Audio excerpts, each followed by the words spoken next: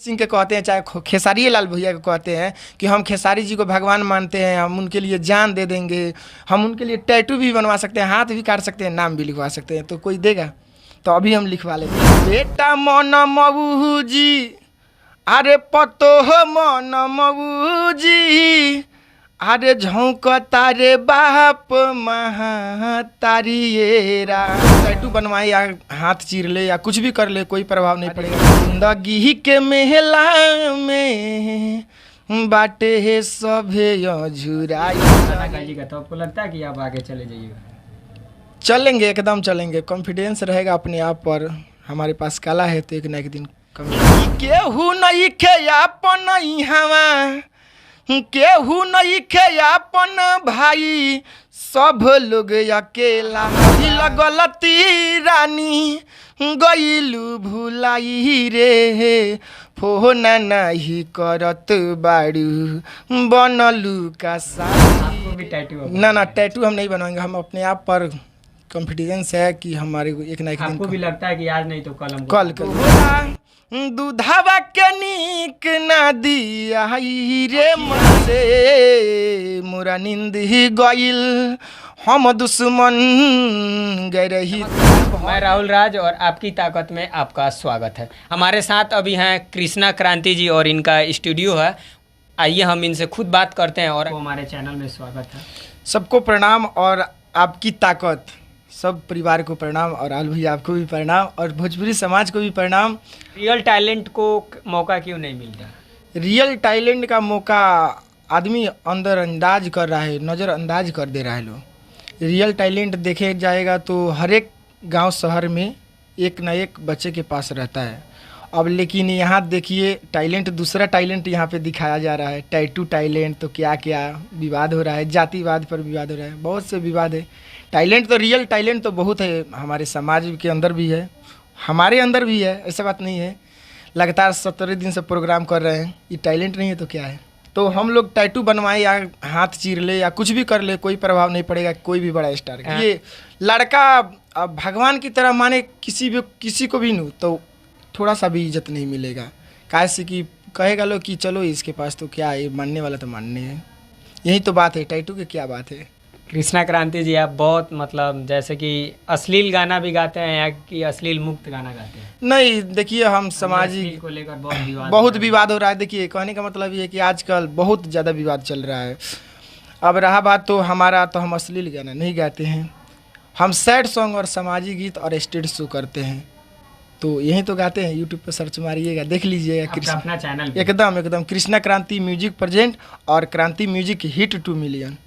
बात तो होते रहेगा। हम चाहेंगे आप एक कोई अपना जो सबसे मस्त आपको लगता है कि गाना है, हमारे दर्शकों को सुनाइए। एकदम एक सामाजिक गीत है जो माँ बाप मतारी पर है। जो आजकल देखा जा रहा है, शादी हो रहा है तो सास को और ससुर को भगवान की तरह मान रहा है लो दामाद, और बाप मतारी को लात मार रहा है लो। तो इसी पर स्टेज शो पर गाते हैं कि बेटा मन मऊजी, अरे पतो हो मन मऊजी, अरे झोंक तारे बाप महातारियेरा।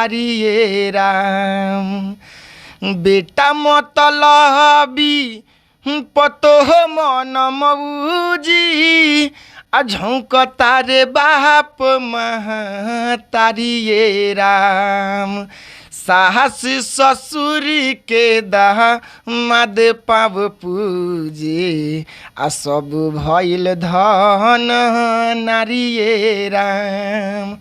सास ससुर के दामाद पाव पूजे, आ सब धन भइल नारियेरा। बहुत बढ़िया कृष्णा क्रांति जी, जो ये आपका कला है बहुत अच्छा है। सबसे पहले तो किसी भी आदमी को देखिएगा तो गरीबी परिवार से बहुत संघर्ष करता है लोग। हम लोग भी बहुत गरीब हैं। कहाँ तक पढ़े हुए हैं? हम तो इंटर पास कर लिए, बीए में एडमिशन कराए लेकिन पढ़ नहीं रहे। कितना भाई? बस 2 भाई हैं जो म्यूजिक डायरेक्टर हैं, एक सुदामा समरिया जी और हमारा नाम कृष्णा क्रांति तो पढ़ता ही है, क्रांति रिकॉर्डिंग। जी आपके क्या करते? पिताजी मेरे बहुत संघर्ष करते हैं। जो रेलवे है ना, रेलवे से जो माल आता है वहीं पे काम करते हैं। माल गोदाम में काम जी करते जी हैं। एकदम। तो मतलब आर्थिक स्थिति भी आपका बहुत काफ़ी कम बहुत कमजोर है। देखिए बहुत से संघर्ष करते हैं हमारे पिताजी, बहुत घाम, आप जान सकते हैं कि उतना रेलवे के चीज़ उतारने में, एक तो अपने रेलवे का डाबा रहता है जो इतना ताव रहता है, उसमें आग की तरह रहता है और उसमें मेहनत करते हैं, तो जानिए क्या गरीब को काम नहीं मिलता है क्या भोजपुरी समाज में? अब देखिए सब जनता के ऊपर प्रभाव पड़ रहा है, दर्शक के ऊपर प्रभाव पड़ रहा है।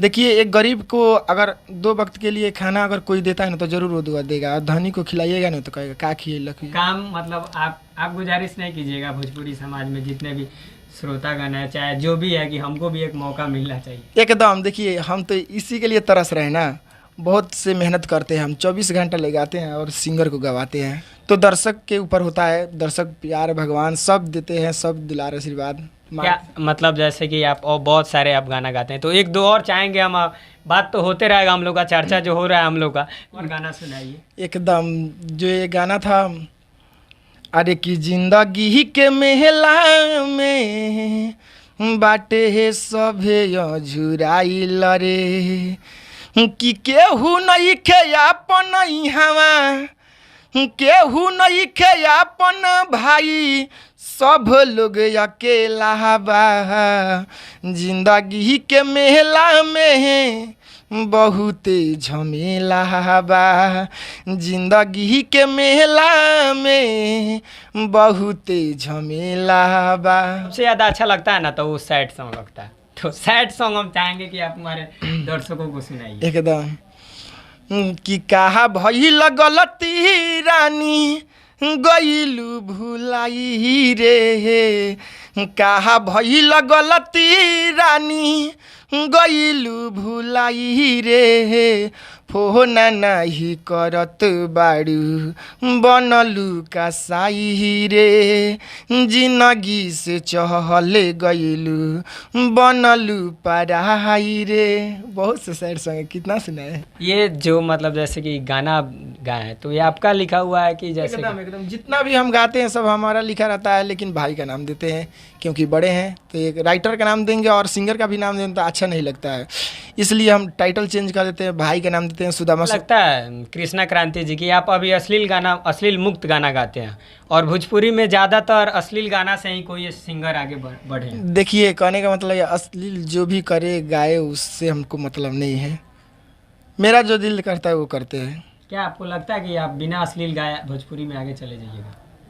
एक तो लगता है सैड सॉन्ग गाने से हम चले जाएंगे, लेकिन उतना कन्फर्म नहीं बता सकते, कैसे कि सैड सॉन्ग का भी उतना प्यार आजकल नहीं मिल रहा है, जितना अश्लील गाना अभी आ रहा है ना वो फीका पड़ जा रहा है। नहीं तो पहले का था, एक सैड सॉन्ग गाने पर कोई मिलियन चला जाता था, आज तो कितना हो गाइए तो कोई बात नहीं है, यहाँ चाहिए दाल मिर्चा हल्दी नून ये सब चाहिए, चलेंगे एकदम चलेंगे, कॉन्फिडेंस रहेगा अपने आप पर, हमारे पास कला है तो एक ना एक दिन कामयाबी तो मिलेगा ही। देखिए किसी के कंधे के सहारे कितना दिन चलिएगा। हाँ सही बात है, कितना दिन चलिएगा, अपने दम पर चलिएगा तो पब्लिक भी देखेगा तो कहेगा हाँ अपने दम पर है, नहीं तो किसी के सहारा ले लें और बड़का आदमी बोले कि हम बड़का आदमी, तो उससे अच्छा नहीं लगेगा। कह देंगे तो हमको भी स्टार बना दीजिए ना, कोई भी है, पवनी सिंह के कहते हैं, चाहे खेसारी लाल भैया को कहते हैं कि हम खेसारी जी को भगवान मानते हैं, हम उनके लिए जान दे देंगे, हम उनके लिए टैटू भी बनवा सकते हैं, हाथ भी काट सकते हैं, नाम भी लिखवा सकते हैं, तो कोई देगा?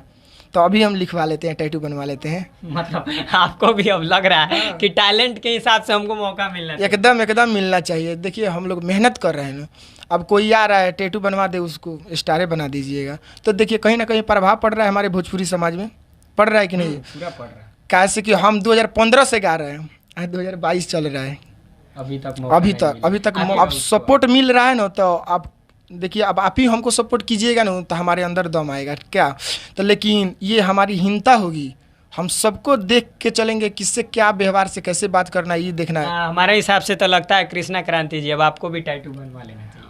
हाँ एकदम, किसका बनवाए, आप कोई सपोर्ट करने वाला है कहाँ? आपको भी टैटू? ना टैटू हम नहीं बनवाएंगे, हम अपने आप पर कॉन्फिडेंस है कि हमारे को एक ना एक दिन आपको भी लगता है कि आज नहीं तो कल एकदम एकदम।